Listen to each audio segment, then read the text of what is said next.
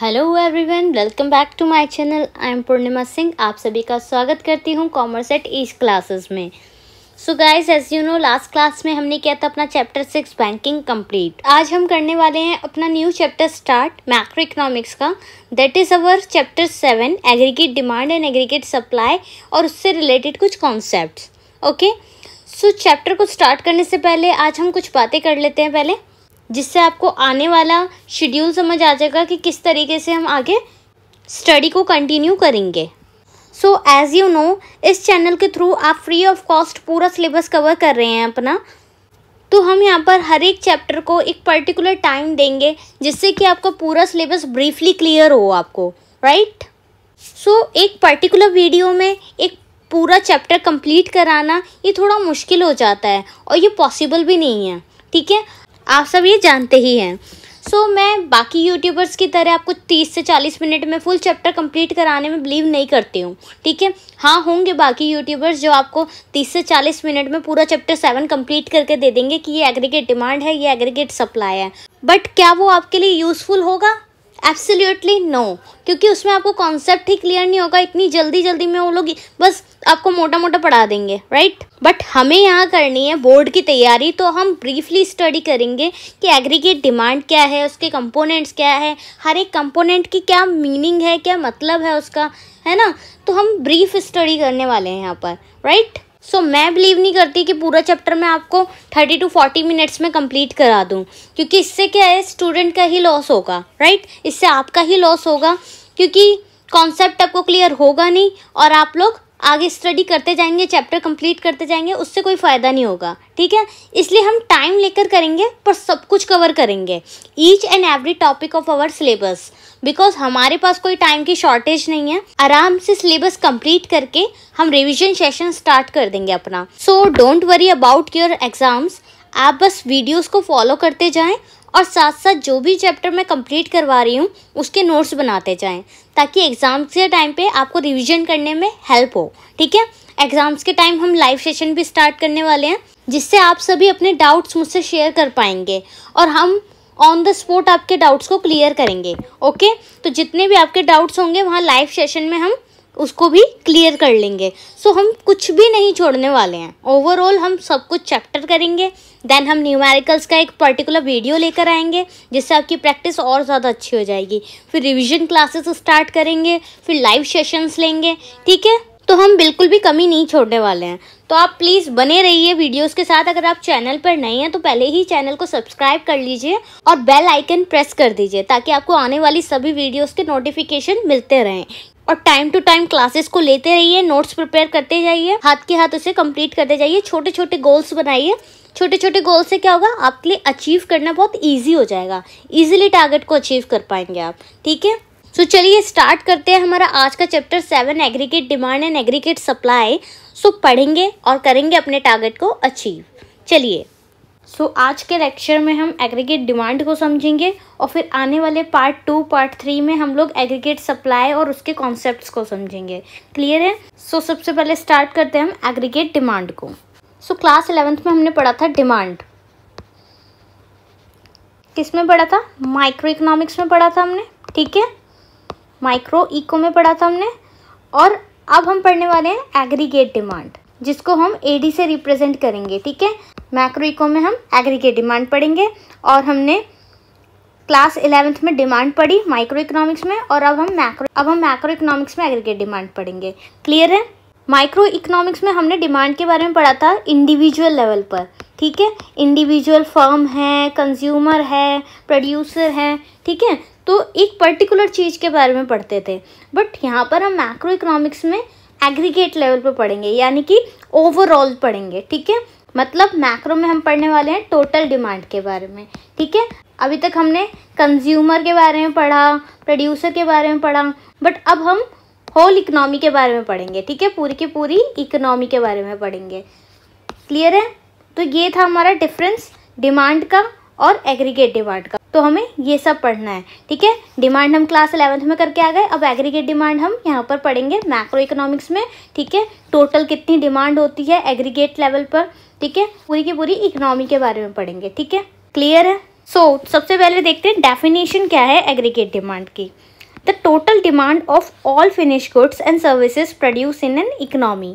Economy में produce होने वाली टोटल जितनी भी डिमांड है वो, और जितने भी फिनिश गुड्स हैं, ठीक है, फिनिश्ड मतलब कि जो प्रॉपरली बन चुके हैं, ठीक है, जो इकोनॉमी में प्रोड्यूस हो चुके हैं प्रॉपर, लाइक रॉ मटेरियल है, ठीक है, रॉ मटेरियल से जब कुछ प्रोड्यूस होगा, प्रोड्यूस होने के बाद ही तो मार्केट में आएगा, ठीक है, तो वो जो प्रोड्यूस होगा वो हमारा क्या होगा, वो होगा हमारा final good.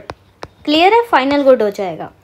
So the total demand of all finish goods and services produce in an economy. तो इकोनॉमी में एक पर्टिकुलर टाइम पीरियड होता है, उसमें जितनी भी गुड्स और सर्विसेज प्रोवाइड की जाती है वो हमारी एग्रीगेट डिमांड में आती है, ठीक है, टोटल जितनी भी डिमांड की जा रही है कि इकोनॉमी में, ठीक है, इजी वर्ड्स में अगर हम समझाएं आपको तो, ठीक है। तो यही अब आगे चलकर हम पढ़ने वाले हैं एग्रीगेट डिमांड। सो उससे पहले देखते हैं important points about aggregate demand. क्या क्या इंपॉर्टेंट पॉइंट्स है एग्रीगेट डिमांड से रिलेटेड। ये है हमारी डेफिनेशन, ठीक है, ये डेफिनेशन है aggregate demand is total value of all goods and services which all sectors of economy are planning to buy at given level of income during one accounting year, ठीक है। तो टोटल जितनी भी values है goods और services produce की जा रही है all sectors of economy, economy के चारों सेक्टर्स जो थे हमारे उनके through, are planning to buy at given level of income, यानी जितनी इनकम दे रखी है उसमें हम प्लानिंग कर रहे हैं बाय करने के। लाइक हमारे पास अगर 15,000 हैं तो उस 15,000 रुपये में हम क्या क्या एक्सपेंडिचर करने की सोच रहे हैं, ठीक है, वो एक्सपेंडिचर जो हम सोच रहे हैं उन्हें क्या कहेंगे हम, प्लान्ड एक्सपेंडिचर, ठीक है, ड्यूरिंग वन अकाउंटिंग ईयर, एक पूरे अकाउंटिंग ईयर में। तो अब इस डेफिनेशन को इलैबोरेट करके पढ़ते हैं। सो टोटल वैल्यू क्या है एग्रीगेट डिमांड में, it is measured in amount not quantity, ठीक है, अमाउंट में मेजर्ड होगा, नॉट इन क्वांटिटी। क्वांटिटी नहीं देखी जाएगी कि 50 प्रोडक्ट प्रोड्यूस की या 1000 प्रोडक्ट प्रोड्यूस की, ठीक है, ये सब नहीं देखा जाएगा। It is measured in amount, कितने का प्रोड्यूस किया, लाइक 5 लाख रुपए का किया, ठीक है, या 50 लाख रुपए का किया, ठीक है, कितने का प्रोडक्शन हुआ इसको देखा जाएगा कि कितना उस पर एक्सपेंस लगाया, कितना एक्सपेंडिचर किया, ठीक है। क्वांटिटी नहीं देखेंगे हम कि कितनी क्वांटिटी प्रोड्यूस की, बस हम ये देखेंगे उससे हमने अर्न क्या किया या उस पर कितना प्रोडक्शन में एक्सपेंडिचर लगा है। क्लियर है।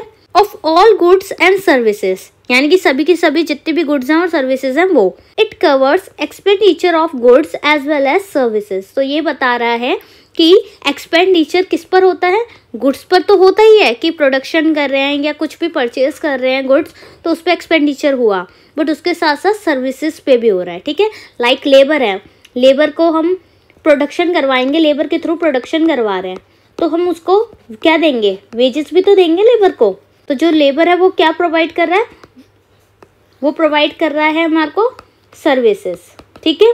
लेबर क्या प्रोवाइड कर रहा है, सर्विसेज प्रोवाइड कर रहा है। तो क्लियर हुआ।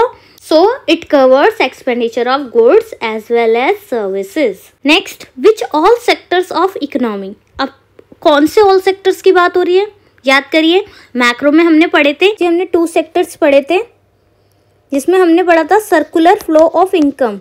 सर्कुलर फ्लो ऑफ इनकम में हमने जो 2 सेक्टर्स पढ़े थे वो 2 सेक्टर कौन से थे, firm and house hold, right, याद आ गया होगा अब सारा, ठीक है। और उसके बाद मैंने आपको बताया था कि फर्म, हाउस होल्ड, ये 2 सेक्टर तो होते ही हैं, और उसके साथ कौन कौन से सेक्टर होते हैं, गवर्नमेंट एंड एक्सटर्नल सेक्टर्स, यानी कि जो बाहर के हैं, यानी कि फॉरेन जो होता है, एक्सपोर्ट इम्पोर्ट कराते हैं हम, ठीक है, वो एक्सटर्नल सेक्टर्स हो गए। क्लियर है।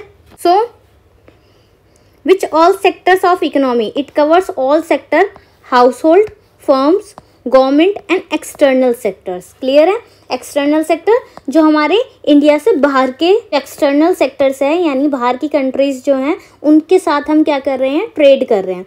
सो they are our external sectors. Clear है। नेक्स्ट है are planning to buy. It means it covers planned expenditure not actual expenditure, ठीक है। इसका मतलब है हम कवर करेंगे प्लान्ड एक्सपेंडिचर को। एग्रीगेट डिमांड में हम किसको कवर करेंगे, प्लान्ड एक्सपेंडिचर को, ठीक है।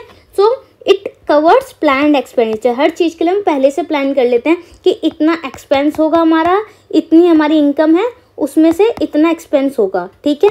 यहाँ पर खर्च करेंगे, वहाँ पर खर्च करेंगे, यहाँ खर्च करेंगे। तो इस तरीके से हम अपनी इनकम को डिस्ट्रीब्यूट कर देते हैं कि कहाँ कहाँ पर हमारे को किस तरीके से पूरे साल भर में खर्चा करना है या पूरे महीने खर्चा करना है। So that is called planned expenditure. Clear है। नेक्स्ट है at given level of income.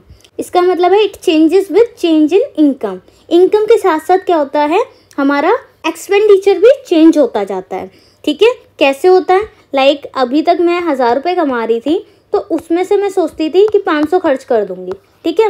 वहीं मैं 2000 कमाने लग गई, तो अब मैं क्या करूंगी, खर्चा भी अपना बढ़ा दूंगी कि मैं 1000 रुपये खर्च करूंगी। क्लियर हुआ। तो इनकम अगर मेरी बढ़ी तो मैंने खर्चा भी अपना बढ़ा दिया। क्लियर है। So at given level of income, यानी जितनी हमें इनकम दे रखी है उसके लेवल के अकॉर्डिंग हम क्या करेंगे, एक्सपेंडिचर करेंगे, उतनी ही हम एक्सपेंडिचर करेंगे अपनी डिमांड पर। क्लियर है। ड्यूरिंग वन अकाउंटिंग ईयर, इस बात को अच्छे से समझिएगा। ड्यूरिंग वन अकाउंटिंग ईयर मतलब कि पूरा जो हमारा अकाउंटिंग पीरियड होता है 1 अप्रैल टू 31 मार्च, उसमें जो हमारा कैलकुलेशन होता है ना, 1 अप्रैल से 31 मार्च तक का जो कैलकुलेशन होगा वो हमारा एग्रीगेट डिमांड में देखा जाता है, ठीक है। तो एग्रीगेट डिमांड को किस बेसिस पे देखते हैं, एग्रीगेट डिमांड को हम देखते हैं अकाउंटिंग ईयर के बेसिस पे, ठीक है। It is measured from 1 April to 31 March. Aggregate demand को इस डेट के अकॉर्डिंग मेजर करते हैं। क्लियर है। तो ये बात हुई हमारे इंपॉर्टेंट पॉइंट्स की एग्रीगेट डिमांड की। मैंने आपको डेफिनेशन को प्रॉपरली एक एक वर्ड्स को समझा दिया है कि टोटल वैल्यू किस चीज़ की बात कर रहे हैं, ऑल गुड्स एंड सर्विसेज कौन से हैं, ऑल सेक्टर्स में कौन कौन से सेक्टर्स आ रहे हैं हमारे, आर प्लानिंग टू बाय, किस चीज़ के लिए प्लानिंग पहले से करके रखनी पड़ती है, at given level of income, कितनी इनकम का क्या फ़र्क पड़ता है एग्रीगेट डिमांड पर, कि इनकम बढ़ेगी तो हमारी एग्रीगेट डिमांड भी बढ़ जाएगी, ठीक है। ड्यूरिंग वन अकाउंटिंग ईयर यानी 1 अप्रैल टू 31 मार्च तक मेजर किया जाता है। क्लियर है। तो ये चीज़ था आपका बेसिक ऑफ एग्रीगेट डिमांड, ठीक है। इससे आपका कॉन्सेप्ट क्लियर हो गया होगा कि एग्रीगेट डिमांड में हमें पढ़ना क्या क्या है, ठीक है। इसको अगर ध्यान रखोगे तो आपको पूरा एग्रीगेट डिमांड क्लियर होता जाएगा। आई होप आपको इससे बहुत ही अच्छे से समझ आ गया होगा, ठीक है। इस डेफिनेशन को अच्छे से याद कर लीजिएगा, क्योंकि अगर क्वेश्चन आता है आपके एग्जाम्स में तो आपको सबसे पहले एग्रीगेट डिमांड की जो डेफिनेशन होगी वो लिखनी होगी। तो जितनी अच्छी आपकी डेफिनेशन होगी उतनी अच्छी प्रेजेंटेशन होगी आपकी आंसर की, ठीक है। तो पहले डेफिनेशन लिखेंगे, देन आगे उसके कंपोनेंट्स वगैरह। क्लियर है।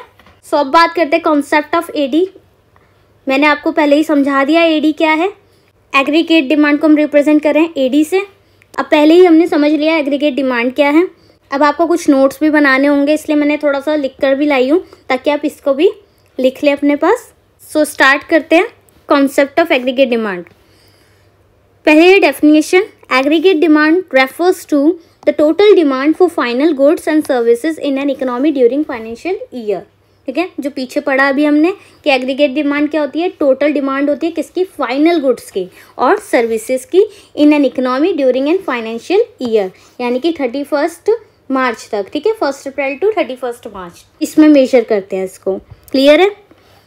Next, aggregate demand is related to general price level. Aggregate demand दो बेसिस पे हम देखते हैं। एक होता है जनरल प्राइस लेवल के, ठीक है, कि प्राइस को बढ़ेगा तो एग्रीगेट डिमांड पे क्या फ़र्क पड़ेगा, और aggregate demand is related to the level of income, ठीक है, जो कि हम पढ़ने वाले हैं। क्लास 12th में हमारे को इनकम के बेसिस पे पढ़ना है। क्लियर है। सारा फोकस हमारा किस पे रहेगा, aggregate demand is related to the level of income. Income के बेसिस पे हम यहाँ पर देखने वाले हैं एग्रीगेट डिमांड को, ठीक है। किस तरीके से सॉल्व करेंगे, क्या डायग्राम होगा, डायग्रामेटिक रिप्रेजेंटेशन क्या होगी, ये सब देखेंगे यहाँ पर। क्लियर है। तो मेन फोकस हमारा लेवल ऑफ इनकम पे रहेगा। तो पहले हम देखते हैं aggregate demand is related to general price level. Price level से कैसे एग्रीगेट डिमांड रिलेट करता है, इसके आप बेसिक याद कर लीजिए। Aggregate demand curve slopes downward. सबसे पहली बात, एग्रीगेट डिमांड कर्व का स्लोप जो होगा वो डाउनवर्ड होगा जब वो प्राइस लेवल की बात कर रहा है, ठीक है। एग्रीगेट डिमांड का जब रिलेशन हम प्राइस लेवल के साथ देखेंगे तब एग्रीगेट डिमांड हमारा क्या होगा, डाउनवर्ड स्लोपिंग होगा, ठीक है, डाउनवर्ड स्लोपिंग होगा, इस तरीके का बनेगा, ठीक है। So negative relationship between price level and aggregate demand, क्योंकि नेगेटिव रिलेशनशिप है किसका, प्राइस लेवल का और एग्रीगेट डिमांड का, ठीक है। यानी कि जब प्राइस इंक्रीज होंगे तो एग्रीगेट डिमांड हमारी डिक्रीज हो जाएगी।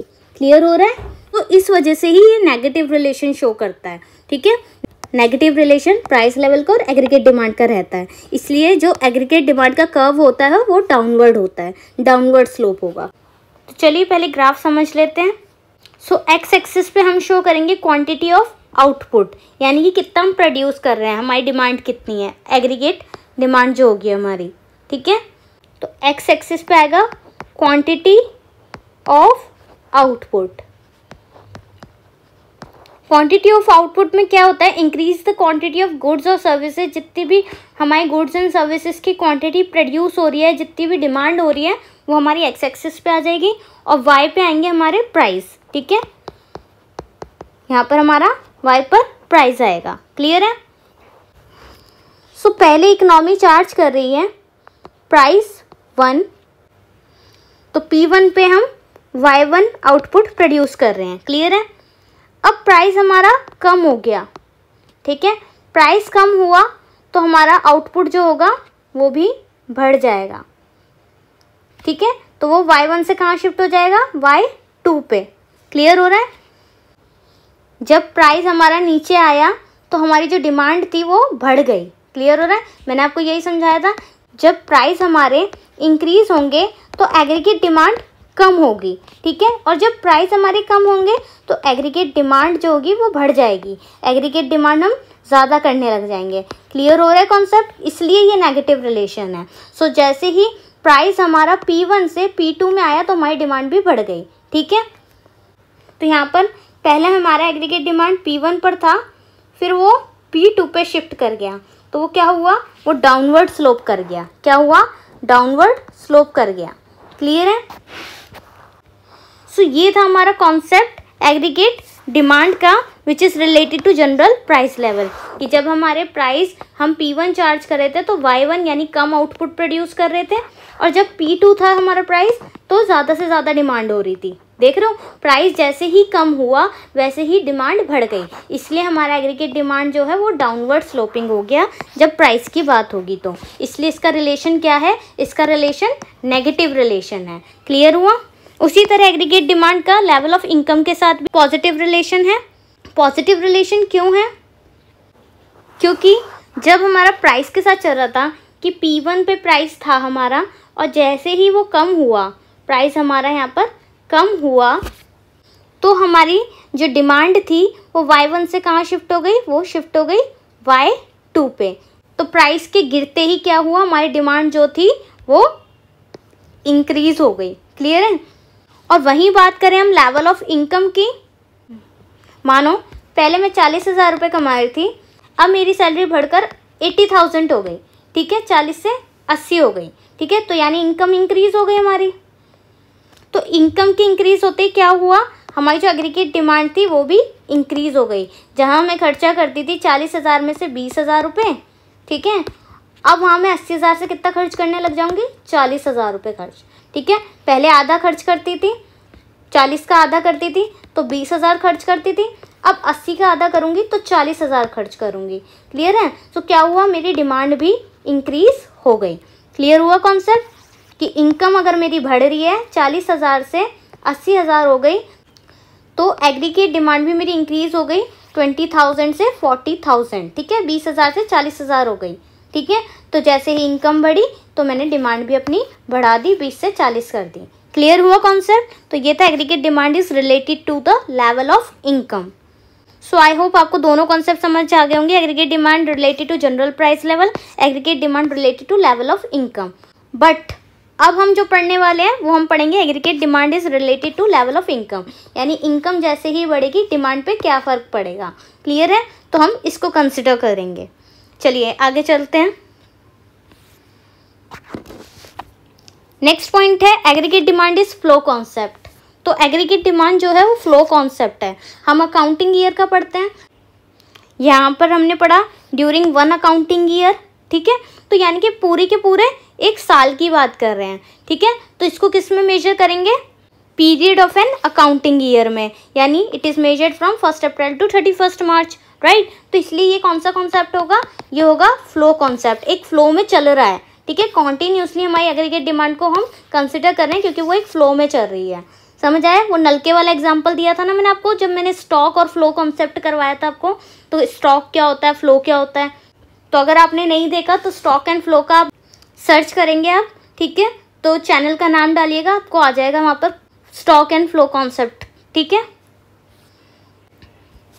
सो aggregate demand is flow concept, ये भी क्लियर हो गया। Aggregate demand is always measured in terms of total expenditure on the goods and services.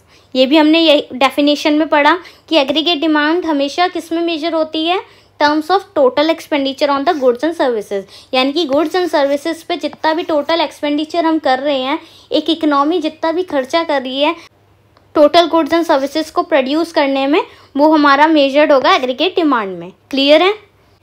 सो अब बात करते हैं बिहेवियर ऑफ एग्रीगेट डिमांड का शेड्यूल और एग्रीगेट डिमांड का कर्व, ठीक है। ये बहुत ही बच्चों को ये कन्फ्यूजन रहती है कि शेड्यूल क्या है और कर्व क्या है, ठीक है। तो एग्रीगेट डिमांड का शेड्यूल और कर्व में डिफरेंस मैं आपको समझा देती हूँ कि सबसे बड़ा इसमें डिफरेंस क्या है। जब भी हम अपने डेटा को एक टैबुलेशन फॉर्म में दिखाते हैं ना, तो वो हमारा शेड्यूल होता है, ठीक है, कि कब कब इंक्रीज हो रहा है, कब डिक्रीज हो रहा है, ठीक है। एक पर्टिकुलर डेटा फॉर्म करते हैं तो हमारा एग्रीगेट शेड्यूल कहलाएगा, ठीक है। और वहीं जब हम स्लोप्स दिखाते हैं, स्लोप दिख रहे हैं यहाँ पर आपको, तो जो ये स्लोप है ये हमारे कर्व होते हैं, एग्रीगेट डिमांड कर्व। अब इन दोनों की बिहेवियर देखते हैं। एग्रीगेट डिमांड को हम प्लान्ड एक्सपेंडिचर भी कहते हैं, ठीक है। तो जब भी आपको AE दिखे तो कंफ्यूज मत होना, AE and AD is same thing, ठीक है, दोनों ही सेम है। सो सबसे बड़ी बात देखिए, जब भी हम मानो कुछ भी नहीं कमा रहे हैं, ठीक है, ज़ीरो इनकम है, ठीक है, अभी कुछ भी नहीं कमा रहे, हम ज़ीरो पर हैं, तब भी हम कुछ ना कुछ खर्चा तो करेंगे ना, कुछ ना कुछ प्लान्ड एक्सपेंडिचर तो होगा ना हमारा, कुछ तो डिमांड करेंगे ना। एग्रीगेट डिमांड है, एग्रीगेट एक्सपेंडिचर है, तो हम कुछ तो खर्चा करेंगे, राइट। ऐसा तो नहीं है भूखे रह जाएंगे। तो सबसे बड़ा जो एग्रीगेट डिमांड का एक पॉइंट है ना, वो यही है कि जब हम ज़ीरो पर भी होंगे, यानी हमारी इनकम ज़ीरो होगी, तब भी हम कुछ ना कुछ कंज्यूम करेंगे, क्योंकि इंसान भूखा तो नहीं रह सकता, चाहे वो कुछ कमाए नहीं, पर डेली उसको खाना तो चाहिए ही, कुछ ना कुछ तो खाएगा ना वो, तो वो कंजप्शन करेगा ही करेगा। उस कंजप्शन को करने के लिए वो कुछ ना कुछ एक्सपेंडिचर करेगा, चाहे वो उस एक्सपेंडिचर के लिए लोन ले या उधार पैसे मांगे किसी से, ठीक है, बट वो अपने कंजप्शन के लिए कुछ अमाउंट तो खर्च करेगा ही करेगा, कुछ ना कुछ एक्सपेंडिचर करेगा। क्लियर है?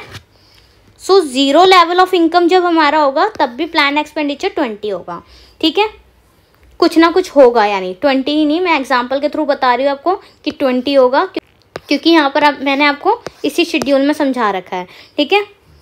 सो इसको देखिए, ज़ीरो पे हम 20 एक्सपेंडिचर कर रहे हैं, एग्रीगेट डिमांड कितनी कर रहे हैं, 20, फिर इनकम बढ़ी तो हमारा एक्सपेंडिचर भी बढ़ गया, प्लान्ड एक्सपेंडिचर, एग्रीगेट डिमांड 30, 40, 35, मतलब कि इंक्रीज होते जा रही है। जैसे जैसे हमारी इनकम इंक्रीज हो रही है, हमारा एक्सपेंडिचर भी देखो बढ़ रहा है। पहले 25 था, फिर 30 हो गया, फिर 35 हो गया, फिर 40 हो गया, यानी हमारा एक्सपेंडिचर क्या हो रहा है, इंक्रीज हो रहा है। समझ आ रहा है? जैसे जैसे हमारी इनकम इंक्रीज हो रही है, वैसे वैसे हमारा एग्रीगेट एक्सपेंडिचर और एग्रीगेट डिमांड जो है वो भी इंक्रीज हो रही है। समझ आया कॉन्सेप्ट? तो ये था behaviour of aggregate demand schedule, ठीक है। अब behaviour of aggregate demand curve समझते हैं। यहाँ पर आपको एक्स एक्सिस पे शो कर रखा है वाई, यानी कि इनकम, और जीडीपी यानी कि ग्रॉस डोमेस्टिक प्रोडक्ट, ठीक है। और वाई एक्सिस पे आपको दे रखा है एग्रीगेट डिमांड और एग्रीगेट एक्सपेंडिचर। क्लियर है? एक्स एक्सिस पर आपको इनकम दे रखी है और वाई एक्सिस पे आपको एग्रीगेट डिमांड दे रखी है। यहाँ पर मैंने आपको इसी शेड्यूल की इस ग्राफ में रिप्रेजेंट करके दिखा रखा है, ठीक है। तो देखिए, जब आपकी ज़ीरो इनकम है तब भी आप 20 एक्सपेंडिचर कर रहे हैं, राइट। तो देखिए ज़ीरो, उस पर यहाँ पर आप 20 एक्सपेंडिचर कर रहे हैं। क्लियर है? ये हुआ हमारा एग्रीगेट डिमांड कर्व और एग्रीगेट एक्सपेंडिचर, क्योंकि यहाँ पर क्या हो रहा है, कंजप्शन प्लस इन्वेस्टमेंट। ये मैं आपको आगे समझाऊंगी C+I क्या है, ठीक है। C+I करके बना हमारा एग्रीगेट डिमांड। इनकम हमारी हमेशा ज़ीरो से स्टार्ट होगी, 45 डिग्री एंगल बनाएगा ये आपका, ठीक है। ये क्या दिखा रहा है, 45 डिग्री एंगल बनाएगा इनकम, ठीक है। और इन्वेस्टमेंट जो होगी हमारी वो कांस्टेंट होगी, क्योंकि इन्वेस्टमेंट हम क्या करेंगे, कांस्टेंट इन्वेस्टमेंट करेंगे। कि मेरी इनकम बढ़ रही है तो मैं क्या कर रही हूँ, बार बार इंक्रीज जो उसमें करूँगी अपने एक्सपेंडिचर में वो कांस्टेंट करूँगी। देखो पहले मैं 20 कर रही थी, फिर 25 कर रही, फिर 30 किया, फिर 35 किया, फिर 40, यानी 5 बढ़ाए जा रही हूँ। तो इन्वेस्टमेंट जो हुई वो मेरी 5, यानी फिक्स्ड है कि मैं कितनी इन्वेस्टमेंट करूँगी, 5। ठीक है, क्लियर हो रहा है कि इन्वेस्टमेंट हमारी हर टाइम पर इनकम के इंक्रीज होने पर हमारी इन्वेस्टमेंट सेम रहेगी। क्लियर है, तो इन्वेस्टमेंट हमेशा कांस्टेंट रहेगी।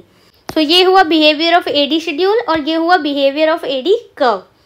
आई होप आपको क्लियर हो गया होगा दोनों कि शेड्यूल और कर्व में क्या फ़र्क होता है। अब हम बात करते हैं कंपोनेंट्स ऑफ एग्रीगेट डिमांड की। चलिए समझते हैं एग्रीगेट डिमांड के क्या क्या कंपोनेंट्स होते हैं। अब आपके लिए क्या है, इसको समझना बिल्कुल भी मुश्किल नहीं है। बताइए क्यों? क्योंकि हमने पहले ही कर लिया है। याद हो आपको, तो हमने एक्सपेंडिचर मेथड किया था जब नेशनल इनकम हमने पढ़ा था, तो हमने 3 मेथड किए थे, इनकम मेथड, एक्सपेंडिचर मेथड और वैल्यू एडेड मेथड। तो उसमें हमने एक्सपेंडिचर मेथड किया था, तो मैंने आपको एक्सपेंडिचर मेथड को इसी फॉर्म में याद करवाया था, AD = C + I + G + X - M। अगर आपने लास्ट लेक्चर्स लिए हैं तो आपको क्लियर होगा कि मैंने आपको इसी फॉर्मेट में उसको याद करवाया था एक्सपेंडिचर मेथड को। ठीक है, मैं दिखा देती हूँ आपको एक बार। देखिए ये रहा expenditure method, GDP at MP, right, GDP at MP, C + I + G + X - M। तो ये सारा कॉन्सेप्ट मैं आपको पहले ही समझा चुकी हूँ। ठीक है, और अब इसी कॉन्सेप्ट को हम इलेबोरेट करके पढ़ेंगे क्योंकि ये एग्रीगेट डिमांड में आपके कंपोनेंट्स एग्जाम में आएंगे। ठीक है, तो इसको देखते हैं हम क्या है इसमें। इससे पहले अगर आपने एक्सपेंडिचर मेथड, इनकम मेथड और value added method national income की क्लासेस नहीं देखी हैं तो प्लीज़ इस वीडियो के बाद आप जाकर उन वीडियोस को देखिए, ताकि आपको एक्सपेंडिचर मेथड भी क्लियर हो जाएगा और नेशनल इनकम भी बहुत इजीली क्लियर हो जाएगा। वहाँ पर मैंने आपको बहुत शॉर्ट फॉर्म में इजी वे में करवा रखा है नेशनल इनकम। ठीक है, और जो मैं आज क्लास ले रही हूँ आपकी एग्रीगेट डिमांड की वो भी समझ आ जाएगा क्योंकि उसमें मैंने आपको C + I + G + X - M करवा के दिखा रखा है क्या है। चलिए कंपोनेंट्स ऑफ डिटर्मिनेंट्स और कॉन्स्टिट्यूएंट्स ऑफ AD। ठीक है, एग्रीगेट डिमांड के components.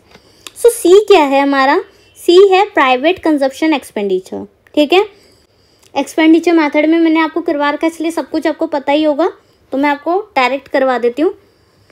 AD C private consumption expenditure, I हमारा इन्वेस्टमेंट एक्सपेंडिचर को रिप्रेजेंट कर रहा है, G गवर्नमेंट के एक्सपेंडिचर को, और X - M जो है वो X जो है एक्सपोर्ट को कर रहा है, M जो है इम्पोर्ट्स को रिप्रेजेंट कर रहा है। सो X - M करेंगे यानी एक्सपोर्ट माइनस इम्पोर्ट्स करेंगे हम, तो हमारा क्या आएगा, नेट एक्सपोर्ट्स। हमें क्या चाहिए, नेट एक्सपोर्ट्स। ठीक है, तो एग्रीगेट डिमांड को निकालने के लिए बच्चे आपको क्या क्या चाहिए, प्राइवेट फर्म्स का जितना भी एक्सपेंडिचर कंजप्शन पे हो रहा है वो, और इन्वेस्टमेंट एक्सपेंडिचर जितना भी इन्वेस्टमेंट पे एक्सपेंस कर रहे हैं वो, और जो गवर्नमेंट का एक्सपेंडिचर हो रहा है लाइक ब्रिज बना रहे हैं, स्ट्रीट लाइट लगा रहे हैं, पब्लिक पार्क बना रहे हैं। ठीक है, तो ये सब बनाने में जो भी सरकार का खर्चा हो रहा है वो, और नेट एक्सपोर्ट्स यानी जितना भी हम फॉरेन कंट्री से एक्सपोर्ट या इंपोर्ट कर रहे हैं वो सारी ट्रांजैक्शन वो किस में आएगी, वो आएगी हमारी एग्रीगेट डिमांड में। So these all are components of aggregate demand. ठीक है, सो अब हम करेंगे कंपोनेंट्स ऑफ एग्रीगेट डिमांड। सबसे पहले हम करेंगे components of aggregate demand in closed economy. ठीक है, ये है हमारी क्लोज्ड इकोनॉमी और ये है हमारी ओपन इकोनॉमी। ठीक है, लिख देते हैं इस पे भी, open economy. So open economy और क्लोज इकोनॉमी में क्या फ़र्क है, जब इकोनॉमी क्लोज है हमारी पूरी तरफ से बंद है, यानी कि बाहर से कोई भी कंट्री आके यहाँ पर हमारी इकोनॉमी में आके ट्रांजैक्शन नहीं कर सकती है। ठीक है, अपना ट्रेड नहीं कर सकती है। बट जब इकोनॉमी ओपन है, रास्ते खुले हैं, ठीक है, बंद नहीं कर रखा इसे हमने, तो रास्ते खुले हैं, कोई भी आके हमारी कंट्री के साथ क्या कर सकता है, ट्रेड। ठीक है, कोई भी आके ट्रेड कर सकता है जब ओपन इकोनॉमी होगी तो। ठीक है, तो ये था डिफरेंस क्लोज इकोनॉमी का, ओपन इकोनॉमी का। क्लोज में बस इंडिया अपने अंदर ही काम करेगी। ठीक है, जो भी कंट्री होगी वो बस अपने देश के बारे में सोचेगी। बट जब ओपन इकोनॉमी होगी तो बाहर से आके सब ट्रेड कर रहे हैं। ठीक है, तो उस चीज़ का भी बाहर वालों का भी ध्यान रखेगी ये इकोनॉमी। समझ आया? तो जो हमारा क्लोज्ड इकोनॉमी है उसमें जब हमने सर्कुलर फ्लो ऑफ इनकम पढ़ा था तो हमने पढ़ा था 2 सेक्टर और एक पढ़ा था हमने 3 सेक्टर। ठीक है, 3 सेक्टर। 2 सेक्टर में हमने पढ़ा था फर्म के बारे में और हाउस होल्ड के बारे में। ठीक है, यही 2 सेक्टर थे। क्लियर है। और 3 सेक्टर में हमने पढ़ा था फर्म, हाउस होल्ड और गवर्नमेंट सेक्टर के बारे में। ठीक है, सो मैंने आपको बताया था कि 2 सेक्टर इकोनॉमी में गवर्नमेंट का इंटरवेंशन नहीं होता है। यहाँ पर 2 ही सेक्टर होते हैं, फर्म और हाउस होल्ड। ठीक है, हाउस होल्ड क्या करता है, वो फर्म को सर्विसेज प्रोवाइड करता है, वो सर्विसेज देता है, यानी कि एज अ लेबर वो पहुँच गया फर्म के पास काम करने, अपनी सर्विस प्रोवाइड की। उसके बदले फर्म ने हाउस होल्ड को क्या दिया, गुड्स प्रोड्यूस करके दिए। ठीक है, गुड्स प्रोड्यूस करके दिए तो हाउस होल्ड ने फर्म से परचेज किए गुड्स परचेज करने के बाद हाउस होल्ड ने उसके लिए फर्म को क्या दिया, एक्सपेंडिचर दिया। ठीक है, मैं आपको दिखा देती हूँ इसको। हमने जब 2 सेक्टर इकोनॉमी का सर्कुलर फ्लो किया था, देखिए ये है हमारा 2 सेक्टर इकोनॉमी। ठीक है, इसमें हमने फर्म ली थी और हाउस होल्ड। 2 सेक्टर में हम फर्म की बात करते हैं और हाउस होल्ड की बात करते हैं। हाउस होल्ड फर्म को क्या देता है, फैक्टर सर्विसेज देता है, यानी कि लैंड, लेबर, कैपिटल, एंटरप्रेन्योर। ठीक है, ये हमारी फैक्टर सर्विसेज हैं सारी। ठीक है, तो house hold factor services provide करता है फर्म को। फर्म उन सर्विसेज के बदले क्या देता है, फैक्टर पेमेंट देता है, रेंट, वेजेस, इंटरेस्ट, प्रॉफिट। ठीक है, तो फैक्टर सर्विसेज के बदले फर्म क्या देता है, फैक्टर पेमेंट देता है हाउस होल्ड को। क्लियर है। और फर्म प्रोवाइड करता है गुड्स एंड सर्विसेज और house hold goods and services के बदले क्या देते हैं फर्म को, expenditure on goods and services. Clear हुआ, एक्सपेंडिचर। यहाँ पर हाउस होल्ड खर्चा कर रही है, फर्म को गुड्स एंड सर्विसेज के बदले पैसा दे रही है। ठीक है, अब समझ आया। हमारी ये जो 2 सेक्टर हैं, फर्म और हाउस होल्ड, वो हमारे एग्रीगेट डिमांड में किस तरह काम आएंगे, क्योंकि वो यहाँ पर एक्सपेंडिचर कर रही है इनकम के बदले, इनकम देने के बदले। ठीक है, पहले फर्म ने पैसा दिया हाउस होल्ड को, हाउस होल्ड उसी पैसे से खर्चा कर रहा है अपने गुड्स एंड सर्विसेज को खरीदने में। ठीक है, अपनी बेसिक नीड्स को पूरा कर रहा है, किसके थ्रू, जो पैसा उसने फर्म से कमाया है, किसने, हाउस होल्ड ने। क्लियर हुआ। तो यही सब था 2 सेक्टर इकोनॉमी में जो हमने पढ़ा था। तो हमने वहाँ कंजप्शन और इन्वेस्टमेंट की बात की, राइट। तो 2 सेक्टर में एग्रीगेट डिमांड में हमारा आएगा C+I। हमने यहाँ पीछे पढ़ा, C जो है हमारा प्राइवेट कंजप्शन एक्सपेंडिचर और I इन्वेस्टमेंट एक्सपेंडिचर। तो ये दोनों जो होंगे वो हमारे आएंगे 2 सेक्टर इकोनॉमी में। क्लियर है।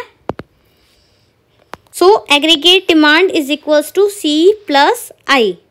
क्योंकि इसमें गवर्नमेंट का कोई इंटरवेंशन नहीं है, इसलिए सिर्फ ये कंजप्शन करेगा, हाउस होल्ड कंजप्शन करेगा और इन्वेस्टमेंट करेगा। क्लियर है।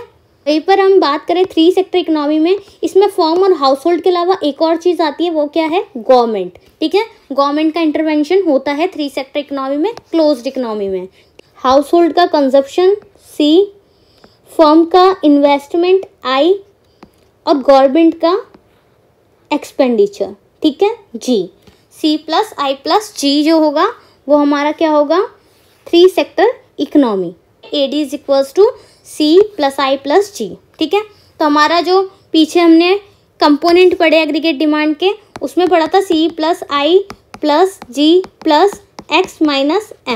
ठीक है, तो अभी तक बात C+I की बात हुई यहाँ पर। ठीक है, 2 सेक्टर इकोनॉमी में। फिर C+I+G की बात हुई 3 सेक्टर इकोनॉमी में। बस रहा क्या, यहाँ पर रहा हमारा AD is equals to C+I+G+X-M। ठीक है, C+I की बात हमने 2 सेक्टर में कर ली, फिर C+I+G की बात हमने 3 सेक्टर में कर ली। ठीक है, अब रहा हमारा X-M। इसकी बात हम कब करते हैं, X-M की बात हम करेंगे हमारे ओपन इकोनॉमी में। ठीक है, ये तो हमारी क्लोज्ड इकोनॉमी के बारे में पढ़ा हमने, जिसमें हमने 2 सेक्टर और 3 सेक्टर के बारे में पढ़ लिया। C+I+G तीनों इन्वॉल्व हो गया, फर्म, हाउस होल्ड और गवर्नमेंट। ठीक है, अब X-M भी करना है हमें, वो होता है ओपन इकोनॉमी में, क्योंकि मैंने आपको बताया कि ओपन जो इकोनॉमी होती है उसमें कोई भी आ सकता है ट्रेड करने, ठीक है। तो ट्रेड करने के लिए हमें इकोनॉमी को ओपन करना पड़ेगा। तो ट्रेड कहाँ पॉसिबल है? ट्रेड पॉसिबल है ओपन इकोनॉमी में, क्लोज्ड में नहीं होगा। तो आपको 2 सेक्टर और 3 सेक्टर समझ आ गया होगा। अब नेक्स्ट हम चलते हैं ओपन इकोनॉमी की तरफ। इन सब का स्क्रीनशॉट लेते जाइएगा ताकि आपके नोट्स बन जाएं। कॉन्सेप्ट तो आपको क्लियर होता जा रहा होगा, और कोशिश करना अगर कोई भी कॉन्सेप्ट है जो आपको क्लियर नहीं हो पा रहा हो तो उसकी वीडियो से 1-2 बार देखिएगा, सब कुछ क्लियर हो जाएगा, ठीक है। अब बात करते हैं ओपन इकोनॉमी की। सो एग्रीगेट डिमांड का क्या फॉर्मूला था? AD is equals to C plus I plus G plus X minus M। यही था किस चीज़ का? एग्रीगेट डिमांड का, ठीक है। इनके कंपोनेंट्स का जो पूरा है, कंजप्शन, इन्वेस्टमेंट, ये सब आप आगे मैंने लिखवा दिया है, वो सब उसमें से याद कर लीजिएगा, ठीक है। और ये था एक्सपोर्ट माइनस इंपोर्ट, यानी कि नेट एक्सपोर्ट्स। क्लियर है? तो ये सब आप मैंने प्रॉपर आगे की स्लाइड में करा दिया है, वहाँ से कर लीजिएगा याद, ठीक है। ओपन इकोनॉमी में हमारा क्या क्या होता है? फर्म होगा हमारा, हाउस होल्ड होगा, फर्म, हाउस होल्ड, गवर्नमेंट और रेस्ट ऑफ द वर्ल्ड, जिसको हम बोलेंगे ROW, ठीक है। रेस्ट ऑफ द वर्ल्ड होगा, यानी कि बाकी जो भी दुनिया में बचे हुए लोग हैं वो सारे हमारे आ जाएंगे रेस्ट ऑफ द वर्ल्ड में, ठीक है। तो हमने किसको इंक्लूड किया है?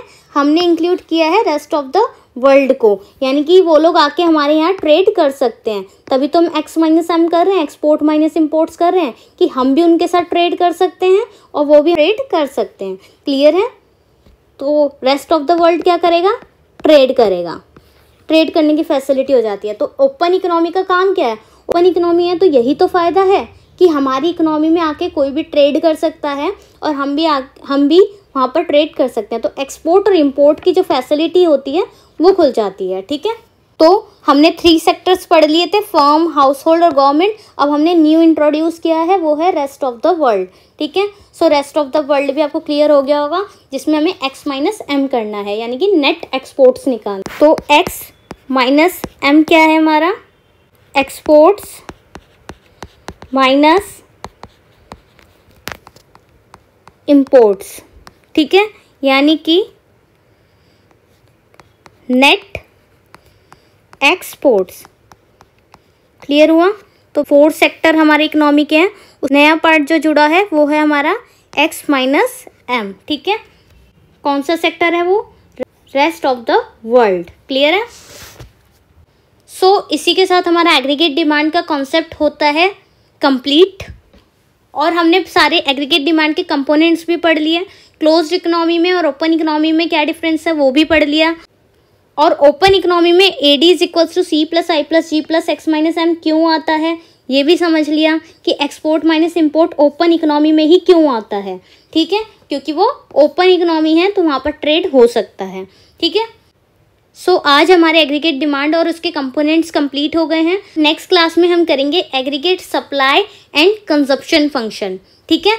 सो नेक्स्ट लेक्चर आपका बनेगा एग्रीगेट सप्लाई का और कंजप्शन फंक्शन का। और अगर आपको आज की क्लास पसंद आई हो तो प्लीज़ लाइक एंड शेयर कीजिएगा, ज़्यादा से ज़्यादा शेयर कीजिएगा वीडियो को, ताकि मुझे भी मोटिवेशन मिले आपके लिए वीडियोस लेकर आने के लिए, ठीक है। और अगर आप चैनल पर नए हैं तो चैनल को सब्सक्राइब कर लीजिए, ताकि आने वाली सभी वीडियोस के नोटिफिकेशन आपको मिलते रहें। So please press bell icon, ठीक है, जिससे आपको सारे नोटिफिकेशन मिलते रहें। So stay tuned with us. Thank you so much for watching this video. Bye bye, take care.